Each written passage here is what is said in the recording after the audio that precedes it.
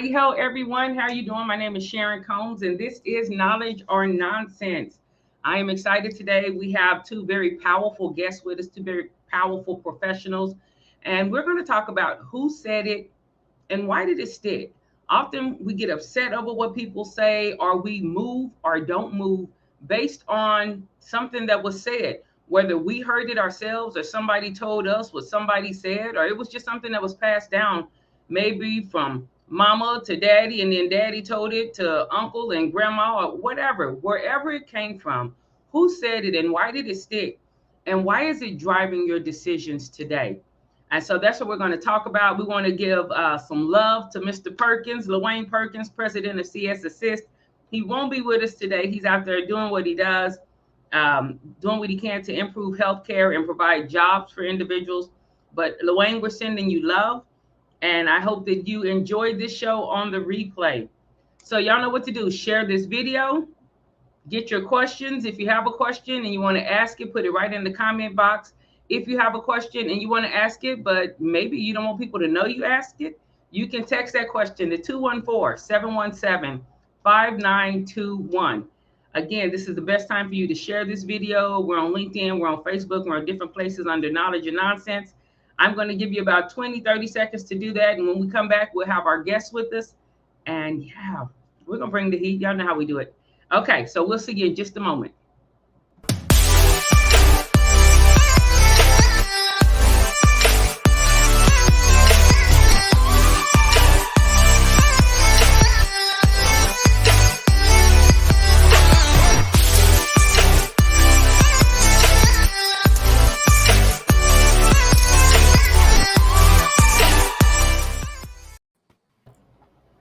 All right, and we're back. Hello, Kim. How are you doing today? Hello. Good morning. Good morning. Well. Good. I'm glad you're well. Hello, Tiffany. How are you today? Good morning. How's everybody? It's Saturday morning and 100 degrees in Dallas, Texas. So get ready. We're bringing the heat this morning, ladies. Listen, I'm in Oklahoma, and when I tell you it's triple digit here as well, indeed. As they say, as well too also, even though they shouldn't. But as well too also, are you enjoying some good weather up there on the East Coast, Kim? Yes, yes, it's nice right now. It's muggy. The day before yesterday, I'm looking outside. The day before yesterday, they had I don't live here. We had a thunderstorm, and then like 10 minutes later, it was fine. So we're good right now. Yesterday was muggy when I went to my first softball game, baseball, whatever one. I don't know the difference, but it was the professional league. Yeah, that's baseball. That's baseball. Okay, yeah. All the balls. Yes. Yeah. Was that your first time ever at a professional game? Yeah. You didn't know it was going to be that long, did you? No, I left. I sent a text to my husband and I was like, can we leave like when it says 8, like the 8th or 7th or whatever? I think it was 8. And he was like, okay. He knew. He knew it was over. He was proud of it. He knew. That's probably why he said yes. Yes. All right. Listen, before we jump into this, I want to tell people who you are. We have Tiffany Wyatt with us. She is the CEO of Corbett Mitchell. It's a great marketing company. But before that, she was an employee and worked in like different radio spaces. I'll put it like that. So she was like what's it called when you're a person you're your own brand. You're just a known person. You're a DJ. People knew you just, I don't know what it is. It's on Facebook. You guys know what it is. Just like a brand person. And so that's what she was. And so, that had to been a pivot. And since then, she started a very successful business that lands contracts with people such as Toyota. I'm not going to get into all that, but she's doing her thing. And she has another brand that's coming up. And so there's some pivoting there. And I know there had to be some beliefs that she had to navigate from others as well as maybe herself. We'll find out. And we also have with us Kim Roundtree. She is She Empower CEO, the passionate CEO. She is a co-owner, co-CEO, or are you the CEO by yourself of the Solus Group? Partner. I have a partner. All right. Mm-hmm.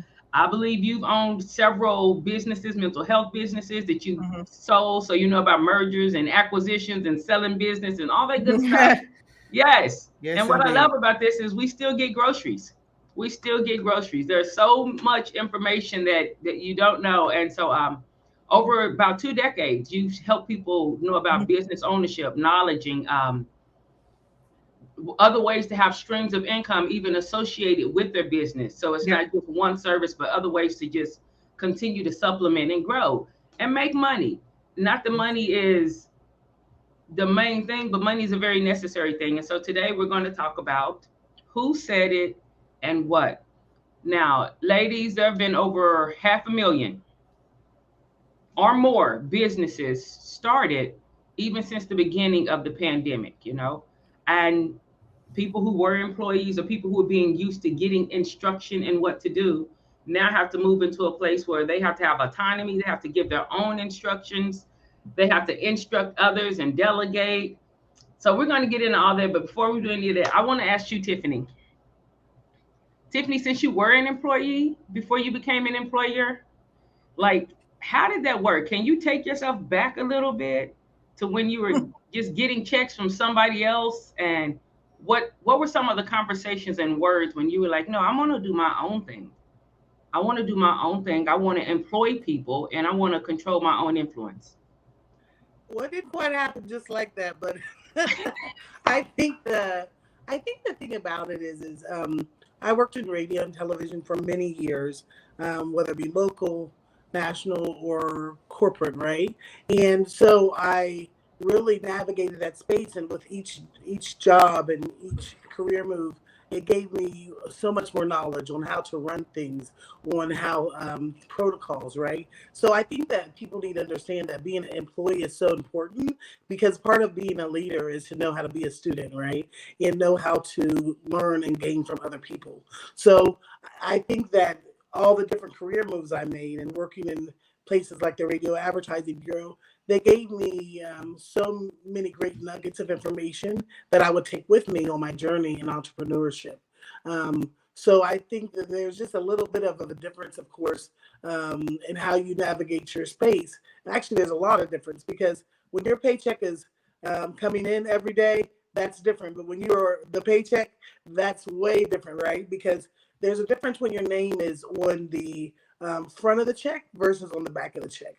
Yes, indeed. Because when you move into entrepreneurship, that's when you learn that your blessings are tied to other people, right? This is how they feed their kids. This is how they get their gas. This is how they send their kids to college. And so you, in my day-to-day operations, I have to pray to start my day and ask God to bless me as I'm blessing others, because we do things as far as strategic consulting.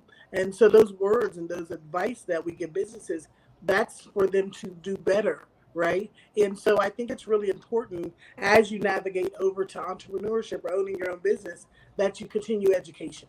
I'm a stickler for that. I'm always in some type of program that is showing me how to do something else better, or how to know what's going on as far as trends, or how to know how to be a better leader.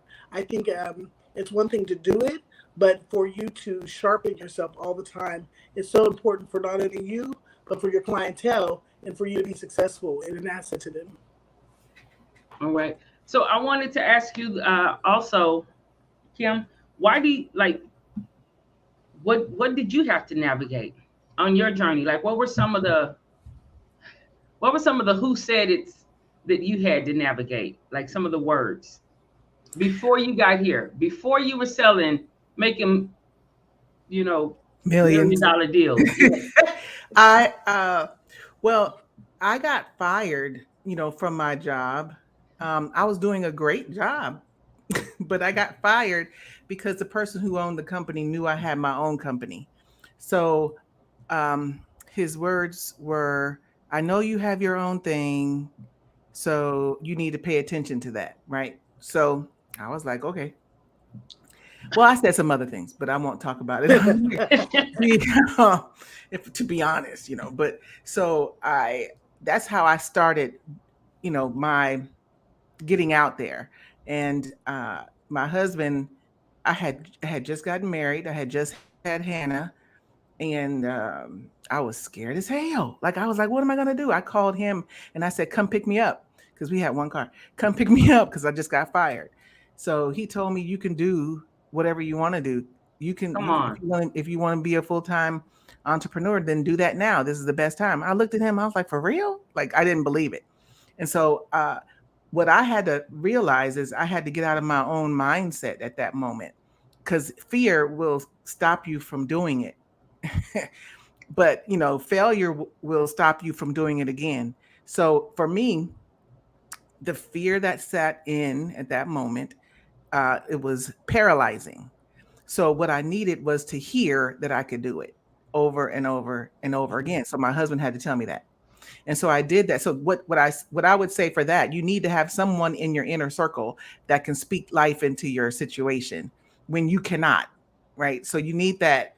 And then once you start doing your own business, as entrepreneurs, we're the only ones that I know of that will leave a 40-hour work week or less to work 100 Yes. hours a 120 week, hours a week.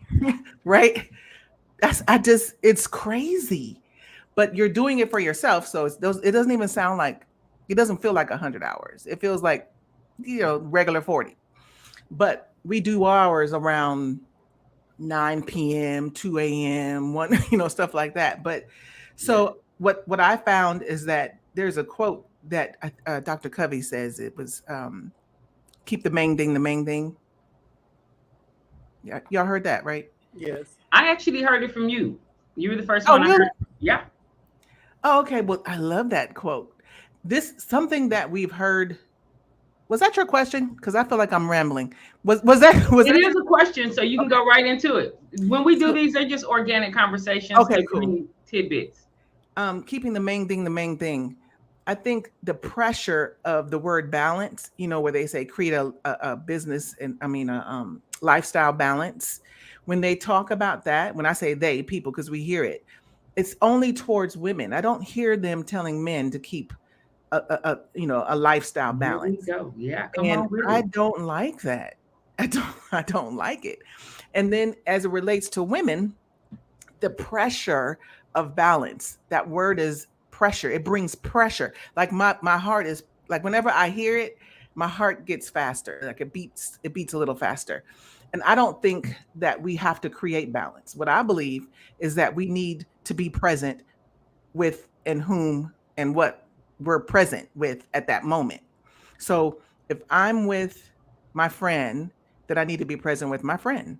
If I'm with my daughter Hannah, then I need to be present with my daughter Hannah. And what does present mean? That means giving her my full attention, not being on phone or Facebook or having a conversation in the car or looking at my phone in the car or in my own head in the car. I need to be with Hannah.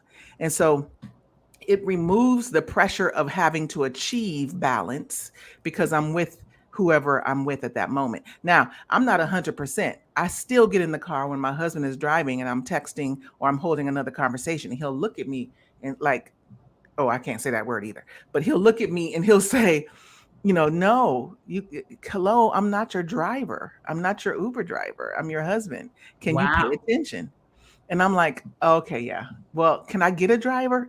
So those are the conversations. So that's what I would say.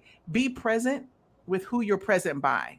I mean, who you're present with, like whoever's in your presence, be present with them. And 3 years ago, December for Christmas, I said, my present is to be more present. That's what I gave my family at that moment. Because you had been working like Oh, yeah, yeah. 24. Yeah, yeah. Listen, I don't think people are aware. It's kind of like being a leader or not being funny, being a millionaire or being a CEO. Like it looks sexier from the outside. Mm-hmm. If that was me, I would do. No, no, you wouldn't. If you haven't done step 1, 2, and 3, there's no way you're gonna know how to excel at step 12. It's just something people say. If that was me, I would. Wouldn't you?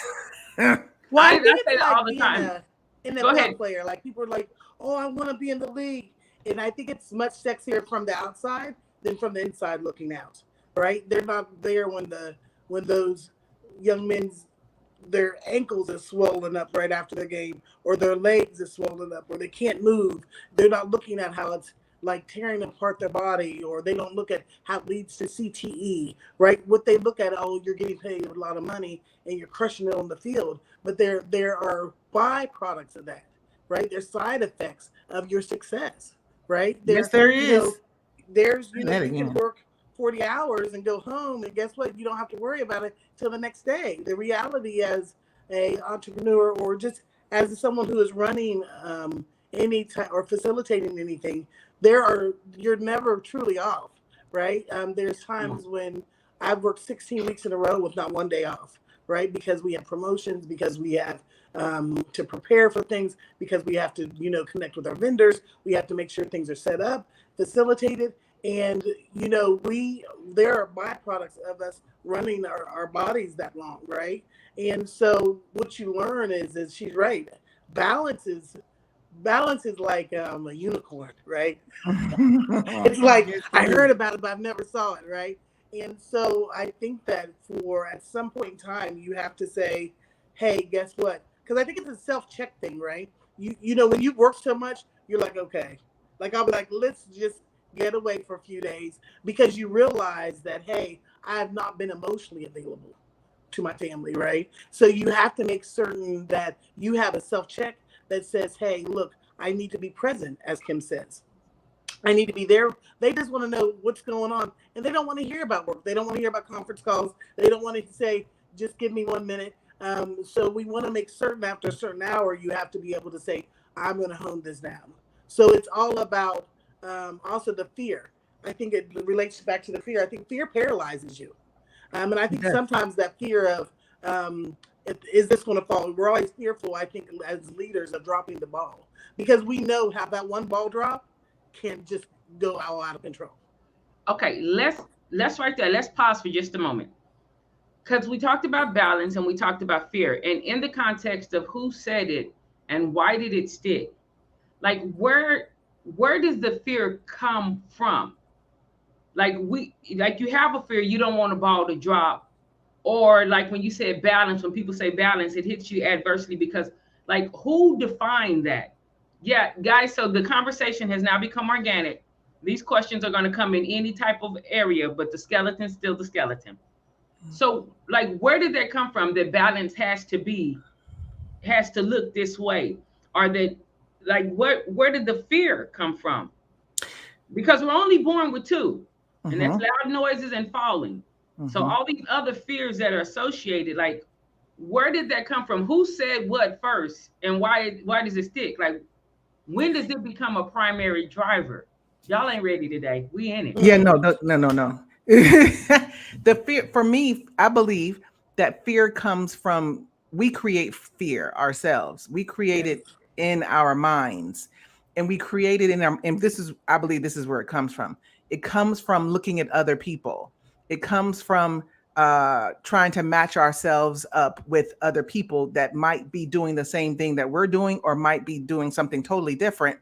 But we look at what they're doing and we compare ourselves to what they're doing and we're not doing. So then we try to achieve something that you maybe ought not have to achieve, right? Because we want it to look like that. And I think the pressure of that again, um, what people see on social media, and I'm not going to say everyone, because there's a lot of people who tell the truth on social media. I'm one of them. I'm not going to lie. I'm going to tell you the bad stuff. I'm going to tell you the bad and the good. But some people don't. It takes, an hour to get a good shot. And so they'll put that good shot out there, but they didn't tell you about what happened an hour before. They're going to show you the best pictures of the events that they had, right? Where you'll see like a whole lot of people, but you don't know that those are fake people. Hear me. You don't Mm. know that those are someone else's audiences. You don't know that. Wow. You think that those are the people that attended that person's event. No, that was from like 2 years ago, right? So we look at those posts and we're saying, "Oh my God, I got to be that way." So then now I got to create something to do it. And then now, what if I fail at it. So now I'm fearful to even do it. It's like you're in this little round circle going around and around and around. And I think we create it for ourselves. If we stop looking at other people and stay in your lane and do what you're supposed to do, it's hard to do, but it takes practice, right? It takes practice. Failure is practice in motion. So if Come you on, have I to like keep that. doing it, you have to keep doing it and keep doing it. We didn't ride a bike on the first time. We would have to practice it, and you get Yeah. better at it.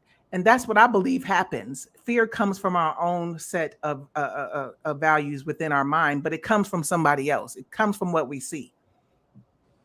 Wow, I have so much I could say on there, but Tiffany, I mean, what? Well, I think with fear, like I'm gonna be very honest and transparent. I think my fear has been self-inflicted, right? Because I think the biggest competitor I have is myself, right? And so I remember around Christmas time. This Christmas is just past. I remember coming up the steps, and I was, vacation time. No one is working but me. Okay. And my son was like, let's go do this. I said, I got it. And I told him, I was like, let me get this done. And then I had the aha moment. I realized nobody needs this right now. And it's just like, you just sit and reflect for a quick second. And I realized, I was like, you know what? I'm the one I said it out loud. I was like, why am I putting this much pressure on myself? Yeah. I was like, and my son said, exactly, let's go to the movies. And so in that moment, I just had to laugh. And it also was an aha moment for me because I realized sometimes the way you're built, right? When you're built as an overachiever, you always feel the need to overachieve. And the overachievedness is not because someone else has set those standards for us. It's because we've set those standards for ourselves, right? And so I think that people have to realize that success is only failure. If you have not failed, you have not succeeded, because that failure, it's like, okay, I tried it for the 123rd time. I found something that worked. I found a formula that worked. And that formula that worked was because you tried all these other times, right? And I think that that's why they say there's nothing that beats a fail like a try. And so I think that it's about navigating your own personal space and figuring out what is important to you where you are now. Life changes, and regardless whether you want it to or not, change occurs. And I think that you have to, the word of the pandemic, pivot. But I think that pivoting has to be personally and professionally, right? Because what you need at 30 is not what you need at 40. What you need at 40 is definitely not what you need at 50, right? And your priorities change. And hopefully as you age, someone told me this right before I quit my job. It was a really good friend of mine. Her name was Beverly. And she is awesome. And she called me in her office. We worked together. She called me in her office. She's like, Tiffany, come talk to me. I got to talk to you real quick. I said, okay. We used to slip over and talk to her office. And she was like our, chief CAO and stuff. She's like, come in my office. And this is what she gave me for my birthday. She said, I'm going to give you this piece of advice. She said, I need you to be a little bit more selfish. That's what I want you to do for your birthday this year. And I said, huh? And she said, I need you to be a little bit more selfish. And that has stuck with me ever since she told me that. A month later, I quit my job. Because what I had to do is I had to learn to trust and believe and stand on my faith and know what was best for me. I knew it was no longer serving me to be there. I knew there was no more that I would grow there, right? And more importantly, she knew that I had this business. She knew that I was always a giver. And as you get older, you have to learn to be protective of your energy and protective of who you share that space with, whether it's giving to them in advice, in your time, or your energy, right? So that really made me look and say, hey, I do need to be a little bit more selfish. I do need to invest a little bit more time and energy in myself. I do need to still get my facials every week. I still need to do these different things, because guess what? We give everyone, time and money and energy, but we can sit down with each other and get mad at one of my friends said a $35 crab cake, but she works so many hours that you're like, wait a minute, but we don't have any problem signing $300 for, a basketball league or a football league for our kids. We don't even look at how much it is. We just write the check. You're right. Right. And so we got to make sure that we're writing the check on ourselves. whether that's for a foot massage, whether that is for yoga, whether that is for an educational course that will help us, try to get that balance. But I think that being fearful of letting go of things is hard, because I think some of it's triggered from the way you grew up, from financial habits or your parents may have, or whatever. You just know, like, I don't want to be in that situation, right? But I think that sometimes we run in emergency mode or survival mode too long. Like, calm down, like tranquila, like chill out for a second. It all balances out. You're going to be okay. The company's not going to shut down because you take off 2 weeks of work. Okay. had, Go ahead, excuse me. Kim. When you just said that it's going to come, it's going to happen, it'll be okay, right? Okay, how am I going to say this? Okay, so if you, this is my opinion, if you've never had money, money, not just money, but money. Yeah, if you've never had money, if you've never had money, if you've never had money, when you get it, you won't know what to do with it or how to deal with it, right? And so sometimes when you even have money, when you've grown up with money and you get it, sometimes you'll just mess it up, and it happens. I could tell you it for my experience. Okay, I grew up with money, but I didn't, when I got grown, I didn't want to go back into my family and be like, hey, y'all, I want some money. I wanted to do it on my own, right? So looking back, I probably should have asked them. But what happens is if you cannot balance and budget $1,000, let's just say $1,000, you will not be able to have $1 million. It's just not going to happen. It will not happen. And what happens is, and I can tell you my experience, you'll have the money, you'll spend it, and then you'll wake up and be like, where'd that money go? Right? Because after the IRS takes their portion, and after you pay the state, and I'm in North Carolina, the state, they act like they broke, but they're not. But anyway, so, the state and the IRS, $1 million is not $1 million anymore, right? And so then you start something that we do as generally a people, and I'm talking about Black people, we like to wear our money. And I'm not saying that you can't get good things. I'm not saying it. No one says it. No one will tell you that I say that, because I like nice things. But I think if you put your focus on nice things, the nice things will outweigh what it is that you want to do for legacy. We do we do business for legacy. Your reason should be what you leave someone, right? And if you leave them with debt, then they won't have any money. that makes sense, right? So for me, I filed bankruptcy. And when you file bankruptcy, it makes you feel initially, until you talk to someone white, that it's a tool. Bankruptcy is a tool. Okay. Some of us don't use it as a tool. We use it like we just failed and we're going to go to hell. Failed in life. It's over. No, it is not. It helped me. If you do it the way that other people do it, and you prescribe to their way of life, if you will, it will be a benefit. But this is what happens. Your mindset shifts into a poverty mindset once you file bankruptcy. And so you have to come against that. And so what I had to do, I realized that a few times ago, and I read this book called Happy Money. And it changed my life about how I view money. Happy money, because you'll start living in scarcity. Do you understand? You'll start living in scarcity because you don't have it, right? So you'll say, I'm not paying $3 for a glass of iced tea. I'm not going to pay, $4 or $50 for this pair of pants. And are you kidding me? And you have $1 million. Listen to what I'm saying. You have $1 million, but you don't want to pay $4 for a glass of tea or $3. So it starts with your mindset.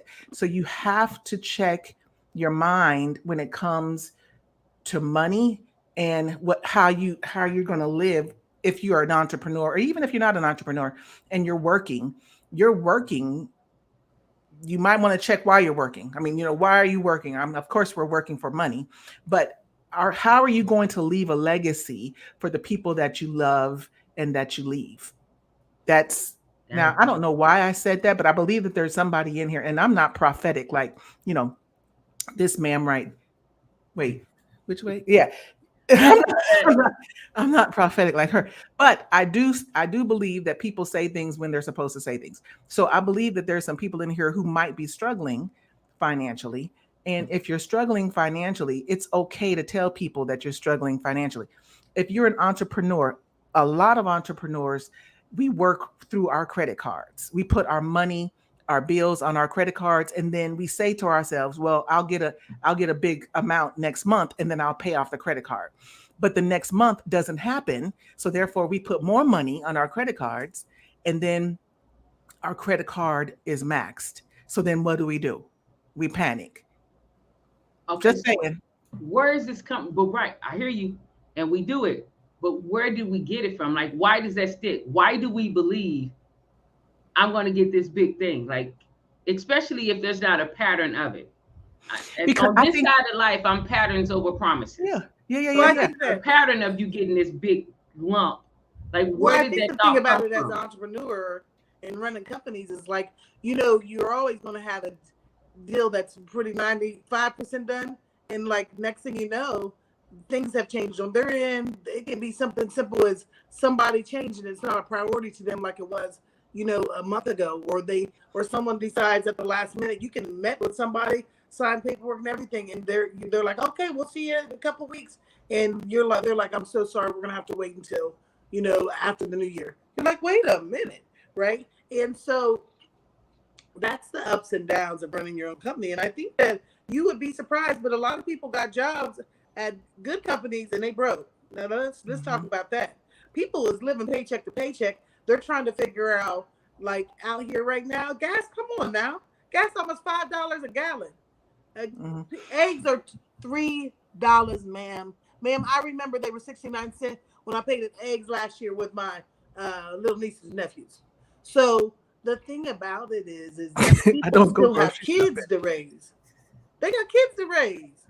Like, and you got people out here having to decide between feeding their family and getting gas for work, and they're working every day. And some of them are 2-people household, right? So the thing about it is that some people are really good with money, some people are really not. Luckily, most people go with someone who's opposite, right? But then there's sometimes that the reality is you don't have no money to save. Not everybody is making excess or making enough money to put in the bank every, put a savings aside or over, invest in their 401k, right? And let's be honest, this is the danger though, right? Not the danger. This is the nonsense. All right, so I'm weighing in on this conversation too. Wait, before you say it, can I tell you what I think it comes from? I think it comes from by any means necessary. I think that's where it comes from. We hear other people tell us that you should do this by any means necessary. And so therefore we find out what that mean is and we do it by any means necessary. And I don't think that that's accurate. I think you should change or try to figure out some other means that's necessary, and that doesn't put you in debt. So when I first went into business, and I am an entrepreneur, I am not, to me, there's a difference between entrepreneur and business owner. Business owners have employees of several businesses that they tell to do. I feel like when you're an entrepreneur, you are the employee, you are the visionary, you are the VP. Like you have on, if you spin your hats, at no time is there not a brim in front. You can't turn your head to the back because something else is still in the front. When you are a true entrepreneur type things. And so, but I've always believed in, as Derek said, multiple income streams. Even when I was employee, I'm going to have 2 jobs and doing 2 somethings. It got to be 4 on the stove. Now, something may be simmering and something may be boiling and something just maybe getting ready to get cooked. But I never want to be trapped with just one stream. Now, when I first started, there were people, here's the key too. When I first started, there were people who told me, well, you got to do this because this is how certain people do it. Mm-hmm. Whoever that certain people is. Mm-hmm. Or this is what you have to do. But later I was like, the people I was listening to, they didn't have businesses. Hello. They didn't have businesses at all. But I was really listening because that was my circle. And then later I was like, if you've never been swimming, how you gonna tell me how? Period. Sis. If you like, but I was really listening. And I was like, yeah, that's a good idea. And so we were having why you were listening though? Ignorance. You were listening because you wanted to get close to achieving your dream. And see, a lot of times is y'all so sweet. Y'all so sweet. No, but I think the thing about it is I don't know. I just feel like is the thing about it that just kind of, let's just go right into it. It's about your circle, right? It's like, that's why it's so important to step in your outside of your comfort zone. A lot of us, it's like having a bunch of homegirls you've been friends with for a long time, and they be like, girl, yes, they're giving you the worst advice ever, and you love them, but they still is not great advice, regardless of how much you love your homegirls, right? And the same thing happens. It's like you want to surround yourself with a circle of wisdom, right? First of all, people that's going to check you when you need to be checked, people that are going to support you when you need to be supported, and more importantly, people who are going to roll their sleeves up and jump in and help you when you need to be helped. Sometimes that's just with a directional word or being able to softly say, hey, guess what? You're doing it really well. You know how many friends that I have that I've met in business that will say, you're doing that and that's good, but if you did it this way, you can save yourself some money and you save yourself some time. I love those type of friends because they build you.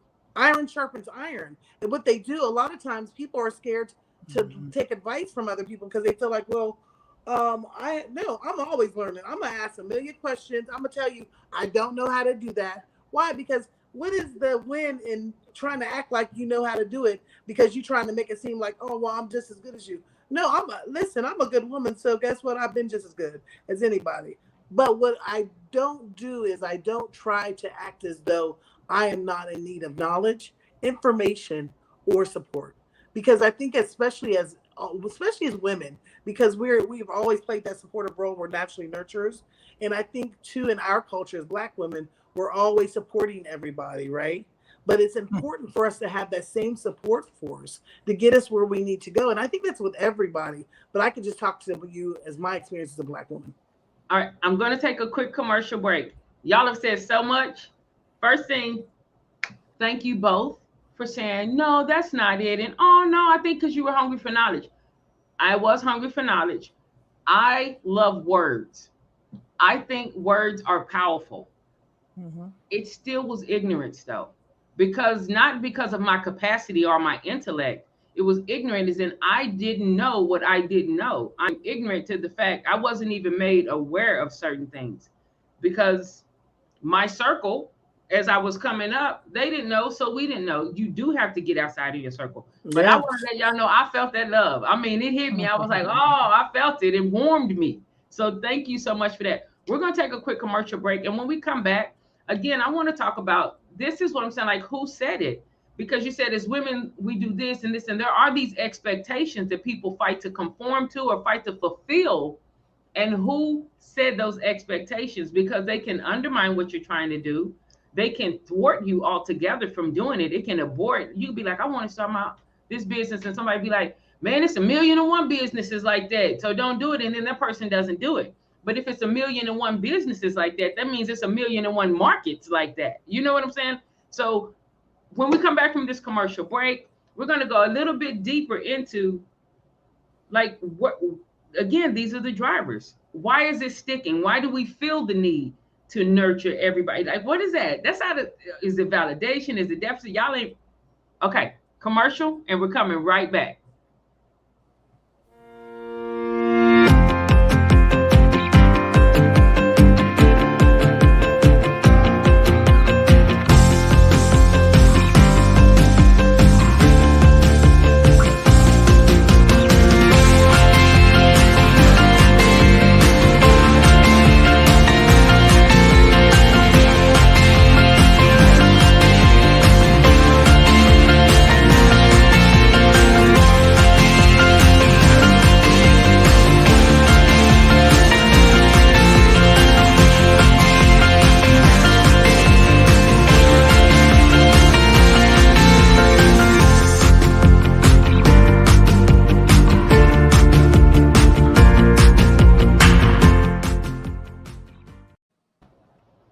we're back, guys.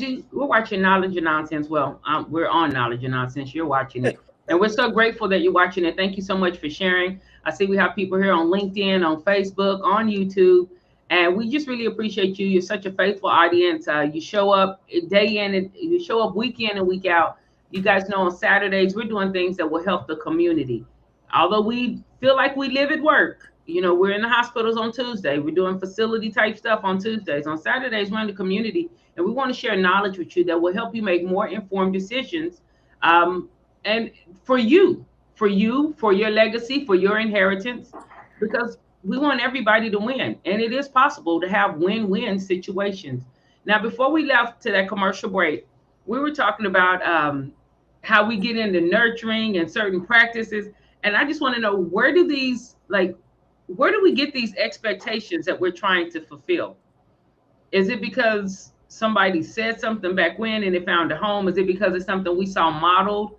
Is it because it's what society puts in front of us? Because as we said earlier, social media and those stills, that's the best out of a bunch. And so it's like average isn't a true mean. Do you know what I mean? Like when they say, well, the average is this, but that could be 4 people making $4 and one person making 1.6 billion. And then the average is this. So everybody running over there for averages. No, the mean is most people over there make $4. Okay. I've rambled there, but you understand what I'm saying? So where do we get these expectations? Because I'm a little odd. When I went into business, I just wanted to keep more of my dollar. I know I work lots of hours. My parents did. And I was like, what would happen if I could keep 60 cents instead of 6 cents on the dollar? Like, I wasn't like, I want to have 61 billion businesses. They're going to know it's me and I rule, and boom. I wanted to help people and I wanted to keep more of my dollar. So where do we get these from, guys? Where are these expectations coming from? I think why do we conform to them? And I think like just for me, I grew up a lot with my grandparents, right? And what I realized is, and you don't realize it until later on, right? And this is like after you're already in the career world and you're like, oh, yes. And one time I was working in a department and everyone always came to me because they were like, you're just so helpful. You're so useful. And then I realized it almost became an entitled come to me. Like they'd come to me and just expect me to do this. They didn't even try to look this up or do this or do that. And I think that what I realized, my grandma was a people pleaser, right? Sometimes you're raised. Your grandma was a what? People pleaser. Like that's the easiest way for me to say it, not deliberately, but just as a byproduct of who she was. Like she always was serving people. She was always helping people. She was always nurturing people. She always had that unconditional love, whether it be at work or whether it be at home, right? And what it is that I have that trait as well. But I think that you have to learn sometimes that your love and attention is a gift as well, right? And you have to learn where you're putting that energy, where you're not putting that energy, right? And so you learn that through a process. And I just think life in general, there's things that happen and make you say, look, this is what I'm not about to do again. And so I think you as a person, you have to figure out, you have to first of all be protective of your energy. There's only so many hours in a day. So your goal is to, everyone's chasing something different. But I think when it comes to legacy, just touching back on that, your legacy should be to inspire that next generation to become better than you did, right? And so I think we always should be in the process of inspiring, right? And whatever that may mean for your family. I think that money is definitely great, but time is everything. Because you can have a bunch of money and have a dysfunctional family structure that goes on as a legacy as well. And that does nothing for you. So when I hear legacy, I think legacy empowers the next generation or whoever you're leaving that legacy to be able to do what you do effectively. Like if they lost everything, they could still do what you do, because legacy to me is not the tangible things. It could be a business, it could be something that continues, but like when I think inheritance, I'm thinking cars, business, something you inherited. Legacy is what's in. And as business it sounds good to inspire. I agree with you on the inspiration, but is that the primary driver? Because a lot of people who just want to inspire have bad business practices. Like, Well, you want to inspire, but I don't mean just. I guess for me, I look at it like this. I know a lot of people who ran a lot of successful businesses. They're like, "Oh, my son's going to take this over. My kids are going to take this over." Their kids don't want to have nothing to do with that business, and then they get mad at it. But yeah, but you planned their dream for them, right? And so, I think like for businesses, you got to remember. You got to remember, like, is this dream's for you, boo? You got to chase your own dreams. Money will come, you know. And I think what you want to be able to do is I want my son to look at me and say she worked hard for what she wants. So I want him to have a good work ethic. Like when I look at legacy, like my grandparents passed me down and my mother, they passed me down a great legacy of hard work ethic, of integrity, of sincerity. You know, those are the things that you want to keep going on generation to generation. The value of family and stuff. And you want money to go along with that. Don't get it wrong, because I don't want my child to struggle for no reason when I've taught you how to do better, you know? But I think that there does have to be some type of balance, because it can't all be just about money. no, I don't think it can. Oh, if it does, then money becomes your tool. Your Yeah. relationships are bought. The time people spend with you is bought. And it's a very empty and lonely space. I do wanna. I've seen that. Like I I've had a good seen it. friend of I've seen mine. it several He times. passed away. And let me tell you something is for years and years, he was such an inspiring guy. Anywhere we had always had big wig jobs at huge Fortune 500 companies. But we knew each other for over 25 years. Bottom line is I just remembered he was always so busy, he'd be flying places, and he had 3 kids, a daughter and 2 sons. When he got cancer, he was in Ohio, from Ohio. So when he got cancer, his kids never, they were like, one of them was in Chicago, one of them was in Indiana, and one of them was somewhere else. And they had very fruitful careers and stuff like that, but they never came to see him. Like they never came. They'd be like, oh, well, we'll make it down there. We never did. And so a friend of mine, one day we were talking, and he was so frustrated. He's like, I can't believe these kids. And I said, but you got to look at it. He always put work before them. So now they're putting work before him. See, the thing about it, love is taught, right? Just like hate is taught. And when it comes down to it, they never took care of him. Guess when they came? After he passed away. And he was sick for months. It wasn't like he passed away in a month, but it was just that they always put their career before him, right? And that was taught.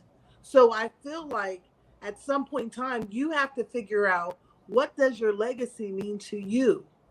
Your career is only 5% of who you are. What is the other 95%? You have to have a self-check that says, guess what? I'm going to, by any means necessary, like she said earlier, but I got to, even if it's a staycation, take your kids somewhere, turn off the phones, enjoy them. Like, what is their favorite color? Who are they dating? What do they like now? How has the pandemic been on them?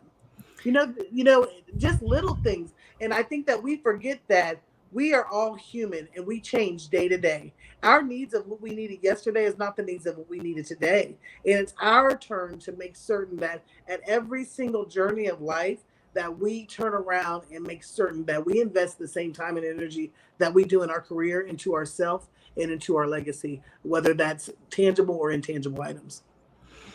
There is that is all true.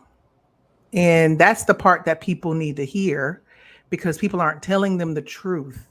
They're not telling us the truth on up here on social media. And there, in the beginning, when I started, my daughter, she wasn't even one yet, I don't think, right? And she was a preemie. She was born at 7 months. And so I was traveling to Louisiana. Now I live in Charlotte, North Carolina. Our company was in Louisiana, Baton Rouge, Louisiana. And so I would go to Louisiana every week, stay there 3 days a week. I did that for 6 months, about 6 months. And now I think it's imperative, especially if you live someplace else and your business is in another location. It's imperative that you have to infuse your DNA into the business to set in such a degree that when you remove yourself from it, your DNA still remains. So that means your company runs as you would run it with whoever you employed to be in that position. So I had to do that for 6 months. Now that decision costs, right? So you have to understand that I wasn't there for Hannah, but 3 days. Well, there's only 7 days in a week, so I wasn't there for Hannah. I wasn't there for my husband.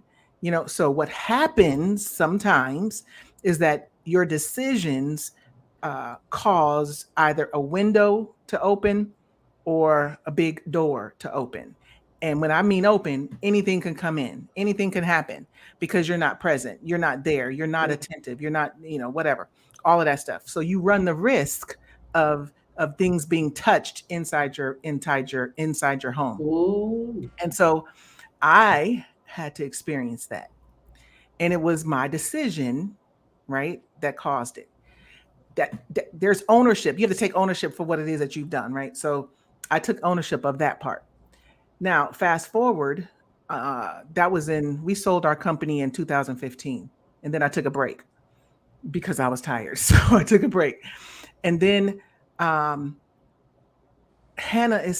now she's 16.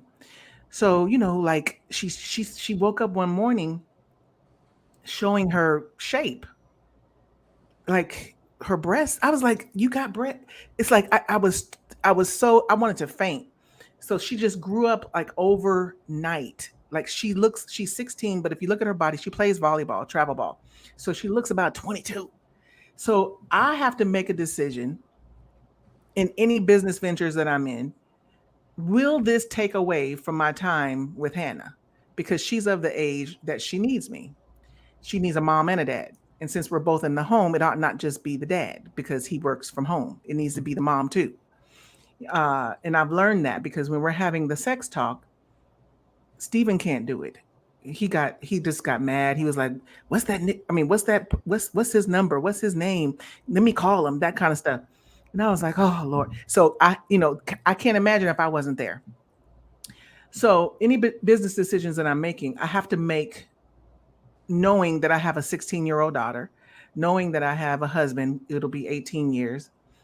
So money cannot be the reason I say yes, not solely. And we've had situations come up where people have asked Monica and I to partner with them. Now, to partner with them would mean another state outside of where we are now, because we're in Texas now.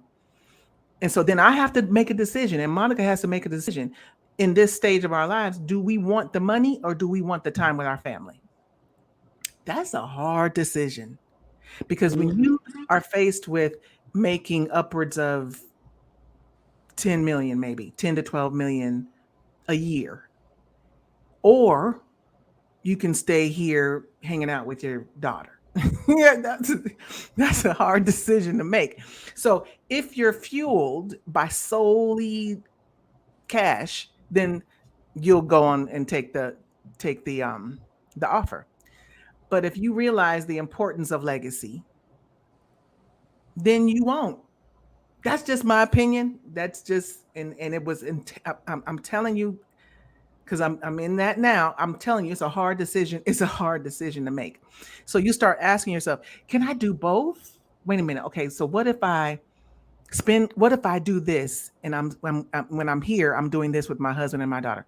And then when I'm there, nah, you can't do it. You just can't do it. So you're going to have to choose. And what we see on social media is that you can have both. We don't see the back stuff until we see the divorce papers. We don't see the back stuff until you see like their child in prison or strung out on dope or anything like that. But we don't remember that. We remember the fact that they made all this money and now they're doing all of this and they're buying all these cars and homes and stuff. But you don't know, that their home life is jacked up, right? So you have to understand that there are two sides to your decision. It is. At least. And if y'all want to know the truth, inbox me. I'll tell you. You have to know the truth before you make a decision. Listen, as a matter of fact, right now, go on LinkedIn and follow Kim and Tiffany. That's Kim Roundtree. She is the Solus Group. Kim Roundtree with the Solus Group. Tiffany Wyatt with Corbett Mitchell Media. Go on there right now, guys, and connect with them. Send them an invitation on LinkedIn. Follow and connect with them on LinkedIn. Uh, Later, because we're about to bring this to a close, they'll be able to let you know where you can find them on other platforms. But that was really, really good. I want our last question to be this: if you could make it as concise as possible, because we have different people watching right now. I can see who's watching. We have people who just started businesses. Like I said, a lot of businesses, people start a lot of businesses every year anyway. But since the pandemic, with the need to pivot, it's amazing what need will make people do.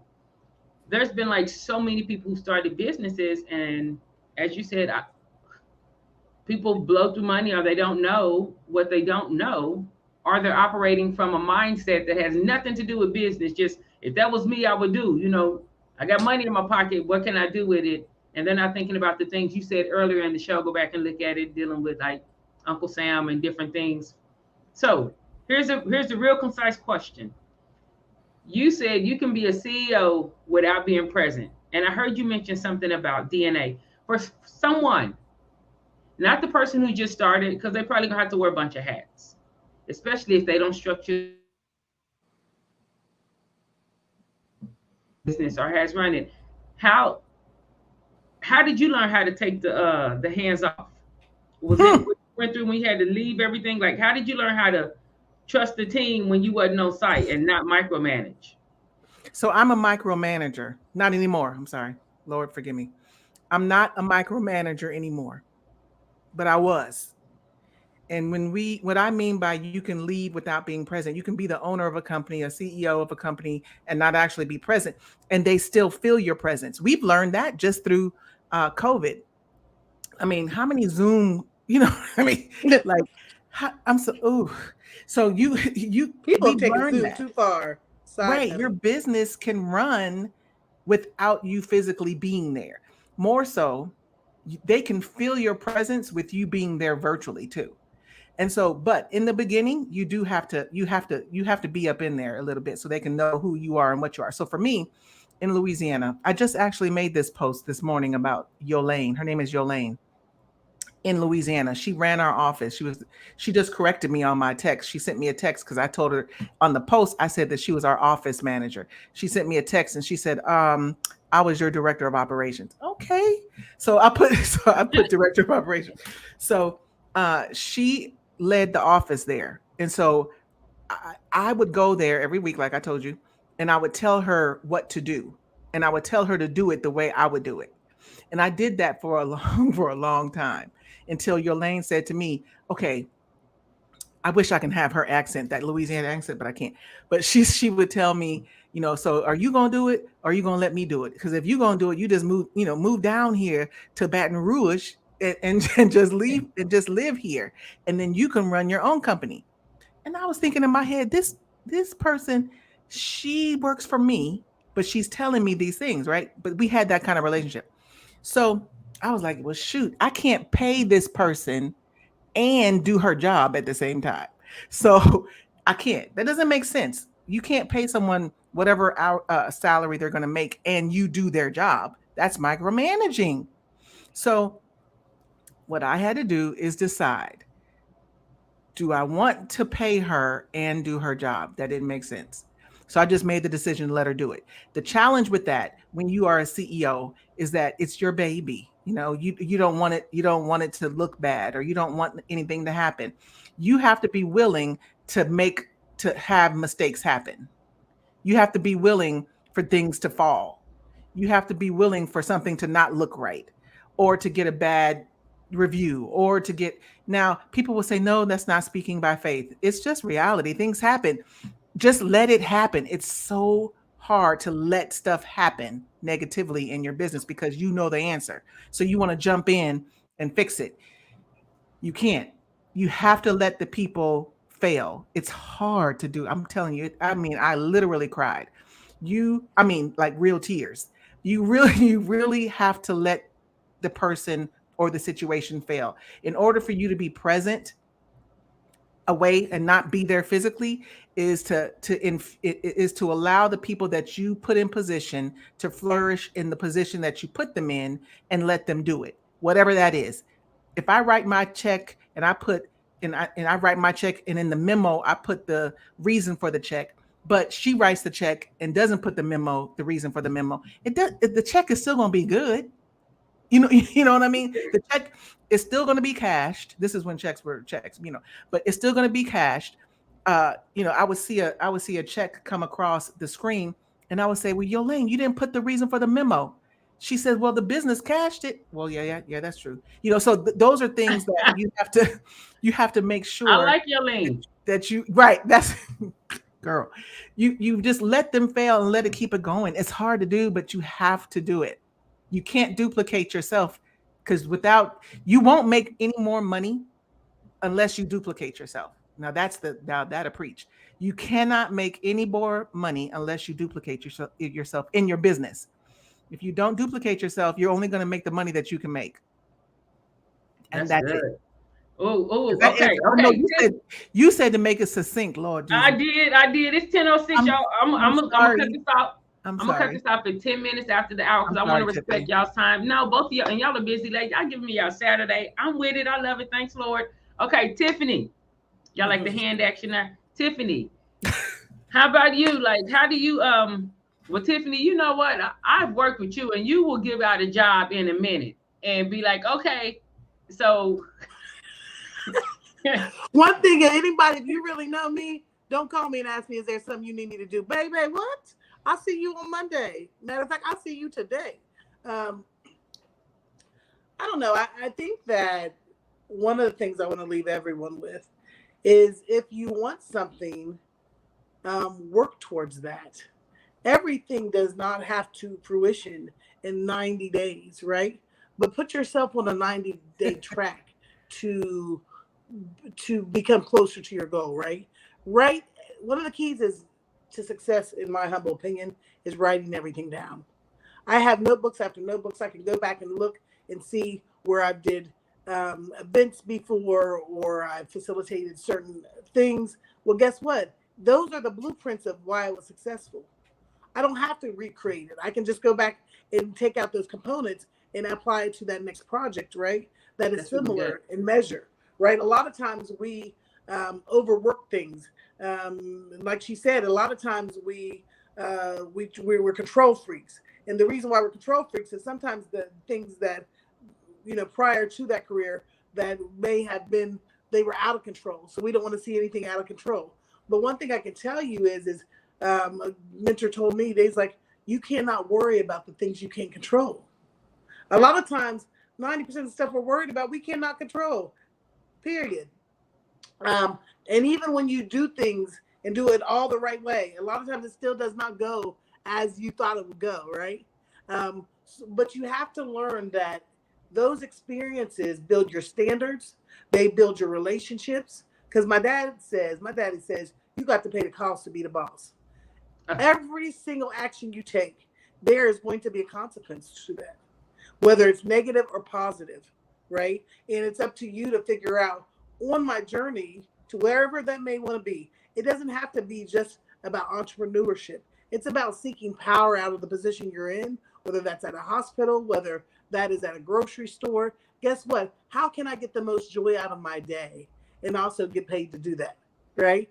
So it's about making certain that you understand that whatever level you're at, if you're a starter entrepreneur, maybe it's just the fact that, you know what, you have a regular job and you've decided, I'm going to have a goal to give myself my business on the side 10 hours a week, right? You might have to give up, the Housewives of Atlanta or something, but those hours can be invested in you, right? And so you have to figure out what you're willing to sacrifice to get to where you want to go. But there's nothing in life that you truly want that's not going to take some, it's going to take some hard curves. You have to be able to balance it out. Like, you have to be able to say, guess what? I'm gonna dedicate 10 hours a week. It doesn't seem like a lot, but at the end of the month, that's 40 or 50 hours you put into you. But we'll turn around and put that same energy into everybody else. And I think that one of the things, especially as a woman, is convincing yourself to put that energy into you.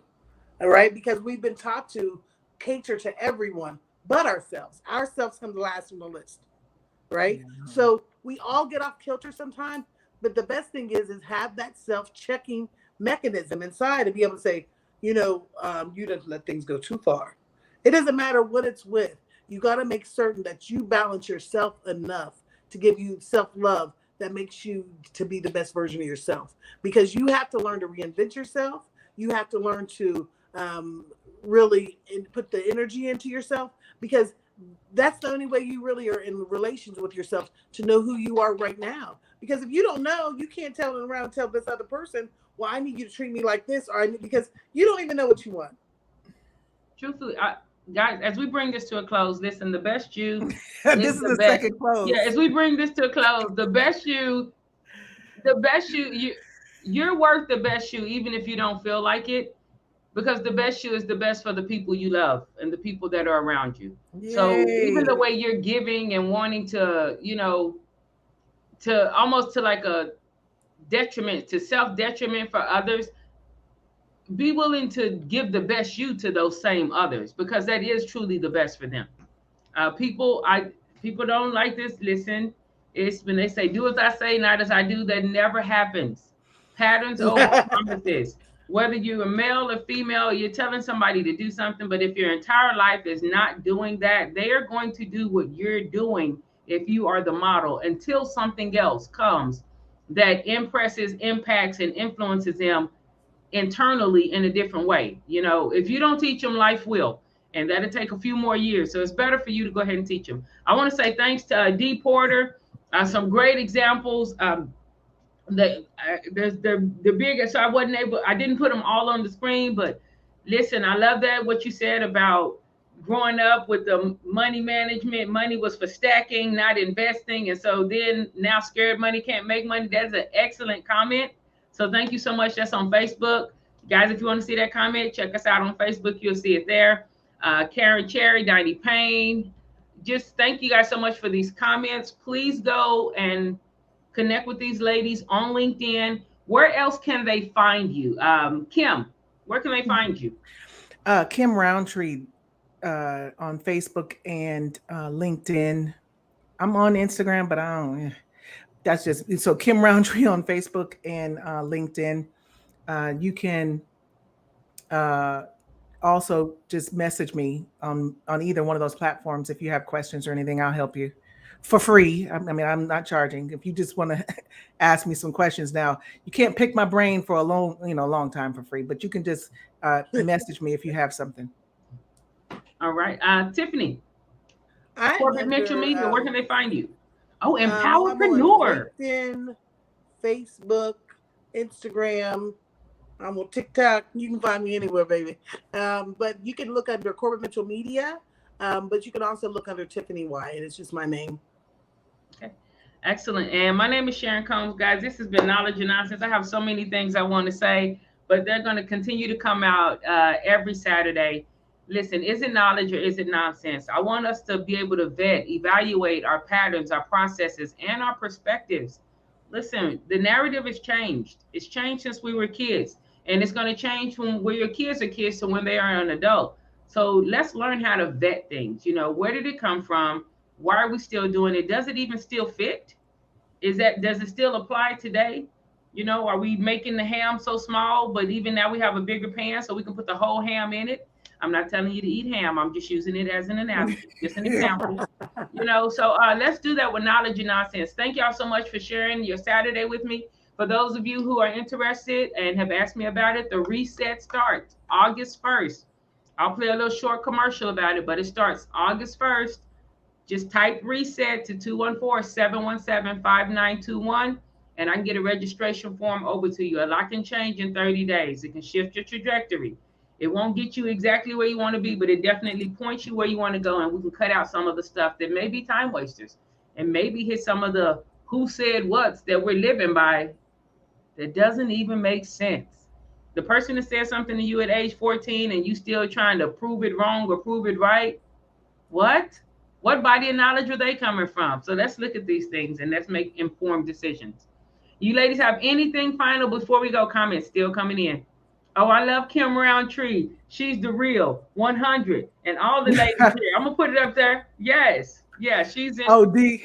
Thanks, D. Yes. D, if you guys need insurance, D is that lady. She has helped a lot of people that I've sent to her get insurance that doesn't have money. Like seriously, she's helped a lot of people. All right. Well, y'all heard it now because we have a lot of people who listen who are, like I said, who are employees and who are contractors, and we have people who are business, like entrepreneurs. And so I love our listeners. We run the gamut. I just would leave you with this: be kind to yourself. Right? You're in progress at every point in time in life, and if you're someone out there, whether you're a leader and you're like, oh my gosh, let the people that you hired, let them do their jobs, and don't be scared for them to fail, because they'll eventually find confidence and do it very well. And that will give you back your time and energy.